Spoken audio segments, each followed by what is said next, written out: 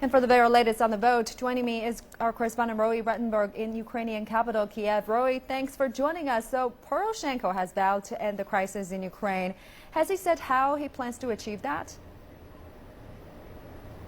Well, he did say that one of his first trip indeed, would be to the east, to the Donbas region, but he was very specific in noting that he would speak to the people there. He was asked about it, if he will speak to the leaders from the separatist groups. He said he will speak to the people of the region, but he will not speak to, quote, terrorists, to people with guns. That, of course, is consistent with the type of terminology that we heard both from the Prime Minister of Ukraine, Arseniy Yatsenyuk, and the acting president, Alexander Turchinov, both saying they would not negotiate down the barrel of a gun. He also said that ending this war in Ukraine, fighting for a united Ukraine, was a top priority, and he had some rather harsh words for Russia earlier in the day, accusing it of meddling in Ukraine's affairs. It's unclear how exactly he will negotiate with players like Russia. He's had some difficult relations with them. Moscow has confiscated some assets belonging to his Russian chocolate factory. It's called Roshin, is the name of his company, of course. And he has stated in the past that he will look west. The other problem that he'll face is that some will see him as the president, if you will, of half a country.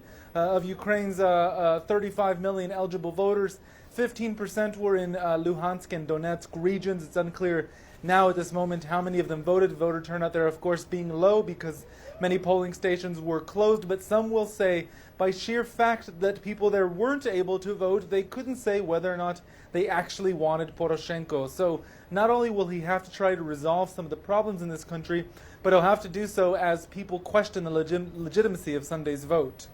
And now many hope the vote can restore some kind of stability in Ukraine. So far, can we see this as a possibility?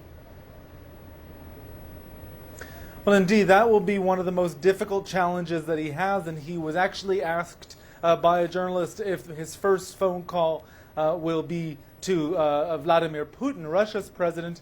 He laughed it off and asked if that was a joke, and he's basically saying that his priority is to Ukraine and to Ukrainians. Undoubtedly, the calls will come in first, probably likely from European leaders, and then at some point perhaps even from Vladimir Putin, who had suggested that he would work with the leader of Ukraine's presidential elections, with the country's next president. This, as it looked like Poroshenko would emerge victorious on Sunday anyway.